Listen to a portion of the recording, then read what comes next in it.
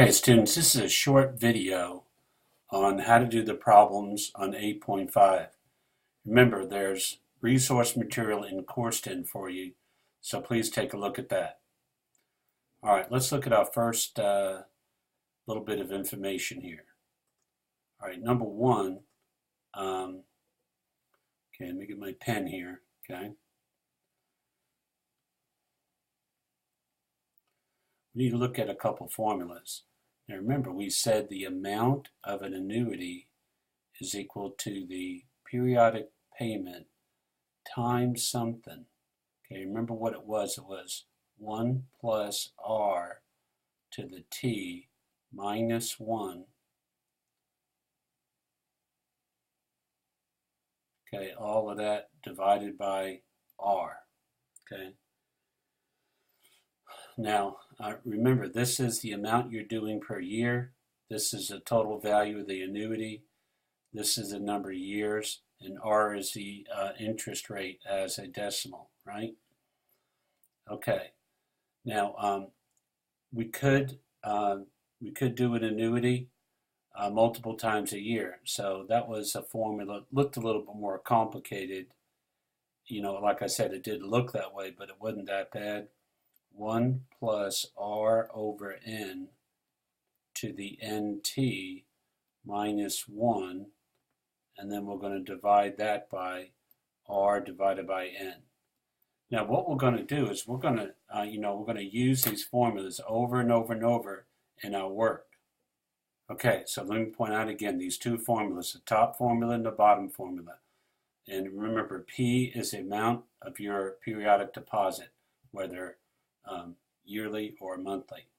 All right, let's look at some problems. So in this first set of problems, don't worry about the formulas up there, okay? I know they look a little crazy, but question 1, find the value of each annuity, round to the nearest dollar. Find the interest. Okay, so number 1 is compounded annually. So guess what? We're going to use this formula right here, okay? And so you're going to write the formula, and then you're going to plug in the formula, the values, okay? I was trying to make this not complicated. So guess what? We're trying to find A, correct? Okay, let me move that over here. Okay, and so P is the periodic deposit, that's 2,000. Okay, I'm going to just do a big parenthesis here. All right, so it's going to be 1 plus 0.05, okay. Now, how many years? That's 20 years, okay. Don't forget you got to put minus 1, right parenthesis here. Then you got to divide by the R, which is 0.05, okay. And so I wrote it how you're going to put it in your calculator, okay? The only thing is for that power, you're going to use that little key, right? All right, so that's how you do that, and you should be able to get the right answer. This is why I told you to get that calculator, so you wouldn't have any kind of problems with this. All right, let's notice here on question number 9. It says $1,000 at the end of every 3 months, 6.25% compounded quarterly, 6 years. So how would I set that up? Well, that's a good question. Okay, so you're trying to find A, right? Okay, and it's $1,000. Okay, and then we're going to go 1 plus 0.0625 over 12. Okay, remember that's to the power 12 times 6. You need to put that in parentheses, okay? Then that's minus 1, and then you're going to hit the divide key, and then you got to do 0.0625 divided by 12. Okay, a little sloppy there, but you get the general gist. So that's how you do those types of problems. All right, let's look at the next set. Determine the periodic deposit. Now that's very exciting, okay? So let's just do question number 11, all right? Question 11, Here, let me pick a different color here. Okay, question 11 says, how much do we need to put the end of each year? 6% compounded annually. What I do is I just go 6%. I go compounded annually. I go 18 years. And my goal is to get $140,000. I'd like to have that money right now. Okay, now we're going to have to use this formula right here, okay? So what we're going to do is we'll put in what we know. Okay, A is 140,000. P we don't know. We'll just leave it there. Okay. Then I have this. What do I have? I have. I think I just made a mistake in that last problem by not doing quarterly. I did monthly, so that should be 4. I do apologize for that. All right. Anyway, so this is going to be 1 plus my interest rate is 0.06. Okay, now we're going to do this for 18 years, right? Okay. Minus 1, close parenthesis, divided by what? Divided by 0.06. Okay, now how are we going to find P? There are 2 ways to do it. Let me just give you what may be the easier way for you. I'm going to take my calculator. Whoops, hold on a second. Okay, I'm going to take my calculator and I'm going to plug in what's in the parentheses. So I'll do that right now. Okay, so I plugged in my calculator, this whole part right here, even divided by the 0.06. And I get 30.9, I'm just going to say 1. Okay, I'll round to 2 places. So let me ask you a question. How would I answer that? I take the 140,000, blah, blah, blah, divided by 30.91. Okay, this is going to be 4529.28. Okay, now I need to let you know that was not that hard to do. It wasn't totally accurate, but it's going to be accurate enough for your test, okay, to pick the right answer. But if you want to get more accurate, just instead of dividing by the 30.91, just divide it by answer, which was the last value in your calculator. That will be one way to do it. Or you could actually, with your calculator, take the 140,000 and just be careful how you put this in your calculator and divide by that, and you should get 4529.2 whatever. It's going to be a little more accurate, okay? So hopefully that helps you out with that.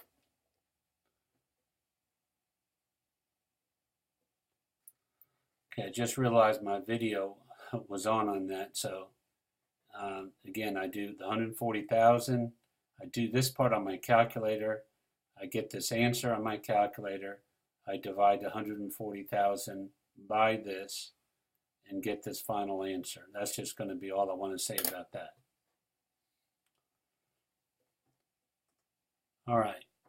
Now, this next section is important for you to understand, and I'll just go through, I'll just pick like, I don't know, I can't see what these numbers are. Yeah, I'll do 20, okay? All right, A says, what were the high and low prices for the share? Okay, so, here's the high, here's the low. B, if you own 700 shares, what dividend would you receive? Well, 700 times this times 1.34 would be how much money you get. It's going to be over $700, so that's cool. So that was B. Okay, C, what is the annual return for the dividends alone? Okay, I'm just going to say 1.34. How does this compare to a bank offering 3%? It is lower. Okay. D, how many shares of this company's stock were traded yesterday? All right, traded yesterday. That's this over here. Remember, it's 99700. That's a lot of shares, y'all. Okay, think about it. Right? E. What were the high and low prices for the share yesterday? Here, let me move that E over here. The high is right here. The low is right here. Okay. What was the price at which the share last traded when the stock exchange closed yesterday? That's right here. What was the change in price for a share of stock from the market closed 2 days ago? Okay, that would be right here. Compute the company's annual earnings per share using annual earnings per share. Okay, we're not going to even worry about that, so you don't have to do H. Okay. All right. Now here's a question. Here are 2 ways of investing $30,000 for 20 years. This is a very, very good question. All right, so we're going to call this first one a lump sum deposit, and we're going to call this one periodic deposit. Remember, this is just regular compound interest, and this is this annuity type of interest. So I'd like you to, do this problem, okay, and then answer the questions here below. So this annual, so this one you're going to use A equals P times 1 plus R to the T, okay? And then in the second guy, you're going to use our favorite formula here, okay? All right, you're going to plug that in and compare those two answers, okay? I hope that helps you out. For 23, where it says solve for P, just do this. Let's just say, let's just do a little algebra here. A, solve them for P. P is going to equal, well, if that was a fraction, if that was P times 3/5, to solve for P, we'd multiply 5 over 3. So let's just multiply the A by R over, blah, okay? 1 plus R to the T minus 1. Okay, you're good. That's fine. That's all you got to do on that. All right, let's look at question 25.